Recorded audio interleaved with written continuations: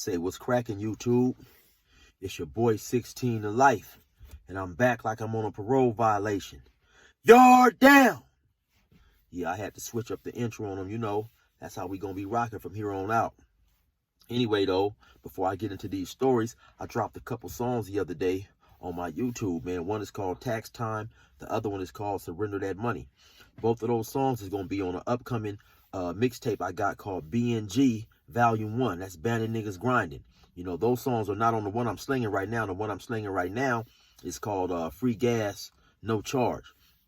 But if you're interested in that, just cash at me $14 to $chill700, and be sure to specify whether you want a CD or a flash drive. And I'm gonna also leave that in the descriptions for y'all or whatever, so y'all can get that. Man, like I was trying to tell y'all, man, I do this rapping shit a little bit, man. Fuck with your boy, it's gonna be gravy. Don't trip though. Maybe in about 2 weeks I should have some original music for y'all and some new videos and shit. So with that being said, man, let's hop into the story. For those of y'all that might be new to my page, in 1994, I got arrested. I ended up getting 16 years plus life, you know, and so during that time, I accumulated some stories, and I'm going to kick another one for y'all today. This one right here, this is a good one right here, though. Check this out. So this story takes place in Ironwood, man. Ironwood is a prison that's in Blythe, California, going towards Phoenix, Arizona. Now, it was 2003, and we was on Sea Yard. So, just so happened, we out there chilling and shit. Now, my homie, he Little Swift is from Gateway. And my homie Little Swift, he was a porter at the time in Building 1. Now, for those of y'all who may not be familiar with what a porter is, or the term porter out here in California, the porter is basically just, it's like a janitor or whatever. You know, he cleans up in the building and shit. You know, on the tier, he sweeps. You know, he might wipe down the tables, things like that.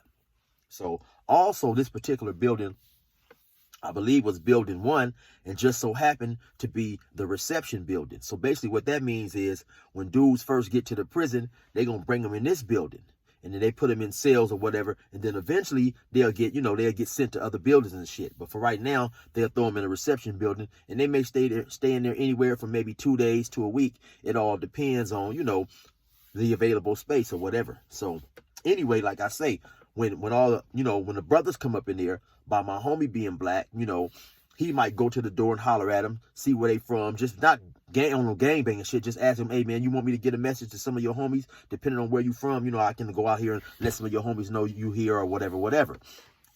So, and also, you know, my homie, he did a lot of reading, man. He was about his blackness and stuff. So he read a lot of books related to Africans or Africa, things of that nature. You know, he studied real deep. So sometimes if you know, when they first come, they didn't have no reading material. You know, he'd ask him, hey man, you interested in some reading material? And he'd give him a book or something. So now this one brother, he happened to go up there, and he say to the brother, he say, hey man, you know, he asked him, do you want a book or something? So, but now, in the course of talking to the brother, he's like, man, I know you from somewhere. Where do I know you from? And the brother seemed like he was a little reluctant to say, you know, so I think my homie might have ran up there a time or two. The brother might have asked for some books, whatever. So my homie ran up there a time or two, you know, to give him some books or whatever. And my homie asked him again, like, damn, man, you know, you look familiar, man. Was you in any other pens? You know, was I locked up with you somewhere else? So dude is like I say, he a little reluctant to say. My homie's like, man, yeah, I definitely know you. You look familiar. So dude say, okay, yeah, man, I played in a couple movies here and there. And my homie was like, movies? You played in some movies? He's like, yeah, man, you know. So dude was like, well, what movies you was in? He said, man, I was in 3 Strikes. I was in The Wood. I was in Get on the Bus. And the homie like, oh, okay, you know, that's where I know you from. All right, that's where I know you from. Okay, so like I say, during this time, the homie is passing him books and stuff, and he built a rapport with him. So he may go up in there and go to the door and holler at him and talk to him, ask him, did he understand some of the books he read? Because like I say, the homie was real deep, man. He read a lot of books, real intelligent brother. So, you know, he give him these books and stuff. And so they started talking and this and that. So the homie, you know, eventually at some point in time, he came back out to the yard or whatever and like let us know, like, hey man, yeah, you know, guess who up in the building? You know, the boy that was in the movie Third Strikes or whatever, the Wood. So we talking, oh, is that right? He said, yeah. So, we going about our business. We out there doing what we doing, chilling and all this and that, So, like I told y'all earlier, eventually they moved him out the building. They moved him to a building which was going to be his permanent building. Now, if I'm not mistaken, I believe they moved him to 3 building. So now, when he get to 3 building, unfortunately out here in the California culture, dudes is hitting him up like, what's up? Where you from? Plus, he done played all these roles in these movies, man. Dudes want to, find out if he banging or whatever. Now, too, he's like, he's just a regular sized dude, man. Actually, he was kind of small. He was a smaller stature, maybe about 5'8". Maybe about 5'8", maybe about 150 pounds, somewhere up in there. You know what I'm saying? So he don't bang or nothing. Dude wasn't from nowhere. He was just trying to do his time, man, and get up out of there. So now eventually, the nature of prison is, especially due to people thinking he may have had a little money or whatever, they started to get up on him, man. They was on his helmet and stuff. I really believe that had he just been a regular dude, he could have just done his time, wouldn't nobody have bothered him or nothing like that. But by him having a semi celebrity status, at least especially to dudes in jail and dudes thinking they got some money, you know what I'm saying? And prison is how it is. Sometimes, you got people in prison who have a predatory nature. They was on old boy, you know what I'm saying? They started, especially when he ain't from nowhere, you know what I'm saying? So now these dudes is kind of like, they own him. They trying to see what he about. So just so happened, one day, now they starting to be on him already, but now one day he on the phone and he get into it with a dude on the phone, right?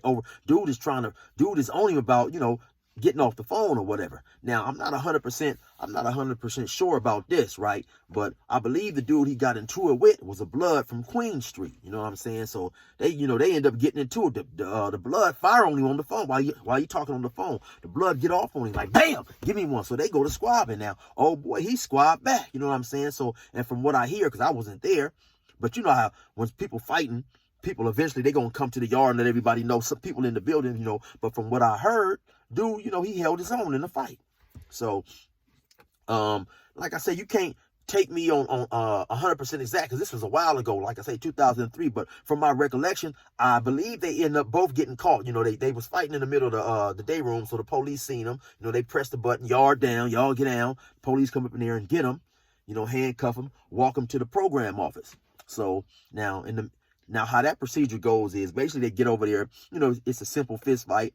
And if they both cool with coming back, they'll sign what they call, basically it's like a marriage chrono, basically saying that, me and this dude, we had a fight, but it's over. We can get along, we can come back and be around each other. So they eventually bring him back. They bring both of them back. Now, after they bring him back, they really start to get on his helmet. You know what I'm saying? And then I can't make this shit up, man. And the good part about all this is it's so many people that was there when this happened, man. Unfortunately for the brother too, can you believe, man, the movie The Wood happened to come on during the time that he was there. So, late at one of them movies, one of them channels late night happened to just play his movie. It may have been on a Saturday, because a lot of times that's the times when, a lot of the black movies come on, because we just had regular TV stations down there. We didn't have no more than about 10 TV stations. So anyway, at some point in time, The Wood just happened to come on. Now, the brother is in the movie The Wood. So, of course, everybody hit the yard. They talking about it like, that's him right there. That's him right there. And like I say, the good part about it is, man, it was many people down there when all this shit happened. So, you think they don't watch YouTube and all that shit. So, hey, if y'all was down there when all this happened, man, somebody drop a comment, man. Let them know that all this shit is real, man. So, like I say, eventually, The Wood come on. Everybody is talking about it. Now, after the dude get into the fight, they really on him now. He getting... People from a little bit of everywhere is on this dude. You know what I'm saying? Hey, they starting this. Hey, look, this nigga is getting pressed more times than a doorbell on Halloween night. They on old boy's head. You know what I'm saying? They own him now and shit, So, plus, he going out to visit. He got some pretty little female coming up to visit him. And so, dudes basically is trying to, they're trying to get some bread about the dude to see if he got some money and shit. So, he coming back and forth talking to my homeboy, Little Swift, My homie Lil Swift and basically told him like this, man. You got to stand up for yourself, man. If you don't stand up for yourself, these dudes is going to be on you. You know what I'm saying? Now, the homie Chances was talking about giving him a knife, you know, man, giving him a knife and going in there and handling your business. But the homie Swift telling him, listen, man, you really not ready for that. If you go in there and you stab one of these dudes, wherever they from, they homeboys is going to be on you, man. You know, for the rest of your time, it's going to be hard. But what you need to do is go in there, right? Put you a can of tuna or a can of chili or something like that in a sock, man. Roll that motherfucker up, and when the next motherfucker that come fucking with you, you know what I'm saying, go upside his head and get on that motherfucker and don't stop. Then after that, they gonna respect you. And plus, 9 times out of 10, once people see you willing to stand up for yourself, you definitely gonna have other blacks come help you, man. Say, listen here, man, why y'all messing with the brother? The brother don't bang, leave the dude alone, you know, because a lot of people see what's going on. But first and foremost, dude got to stand up for himself. So like I say, the little homie Swift telling him, you know, because like now one day we out there chilling on the wall. So he come to Swift. He called, hey man, can I holler at you? You know, because normally after we work out and shit, you know, the homies in they'd go burpee. They had a cold burpee routine. But after they do that, we go post up on the wall. We be over there chilling, practicing our Swahili or whatever. You know, so one day we out there sitting down on the wall. It's me, Chances, the homie Little Swift, maybe the homie Vendog, rest in peace. Maybe my homeboy Pee Wee. We was definitely out there sitting on the wall chilling though. So he come over there. He called the homie Little Swift. Like, hey man, can I holler at you real quick? So they walk off to the side, you know, and this is when all this conversation takes place, where Swift is telling him, listen, man, you know, you got to stand up for yourself. That's the most important thing. You in prison, man. You definitely got to stand up for yourself. So take you a can of tuna or a can of chili, wrap that motherfucker up in a sock, and the next time anybody come fucking with you, man, get on their ass, you know, ASAP, and don't stop, you know what I'm saying? So they over there talking for a while, and the dude is nodding, he paying attention, or whatever. And then so, you know, after the conversation end, the homie Swift come over there, he sit down, he tell us what's going on, and he tell us what's going on and what the conversation was about. So, you know, we sitting there chilling, man. I'll be damn, man, if we don't see about 15, 20 minutes later, man, dude come walking across the yard, right? The dude who was in the movie and shit, he come walking across the yard. He goes to the program office. He go up in the program office and he roll up. Basically is what he did. Now, for those of y'all not in California who may have never been to the pen, the term roll up is basically where he tell them, you know, I don't want to be on the yard. I feel that my safety is in danger. I fear for my safety and I need to be off the yard. So when you tell them that, they gonna handcuff you, you know, take you to the hole, and basically leave you in there for a while and transfer, you know, up out of there to another prison or whatever, you know what I'm saying? So, you know, the actor didn't want no parts of the pen. Basically, you know, the homie Lil Swift told him to go in there, you know, handle your business. He said, fuck that, man, I'm out of here, you know, exit stage left, you know, cut this motherfucking camera off, you know, give this role to Todd Bridges or somebody, cause I don't want no parts of this motherfucking movie right here, man. Get me up out of this motherfucker, man. And so that's the way it turned out for old boy, man. You know what I'm saying? He wasn't cut out to make it, man. He was better at the acting and shit, I guess, you know what I'm saying? And which is rightfully so. I mean, you know, I'm not saying he should have rolled up or whatever, but sometimes, you know, by him just being one against many, you know, he was damned if he do, damned if he didn't. You know, if he took the sock in if he took the chili in the sock and went upside somebody's head, he might have got more time added on. You know, he's probably gonna be fighting for the rest of his penitentiary life. Cause you know, Deuce is gonna be on him, man. But anyway, man, that's how that story turned out, man. You know, and the prison ain't always for everybody, man. So you know what I'm saying? Stay safe out there, man, and do all you can to stay free. Y'all have a good day, man. Oh, by the way, resume normal program.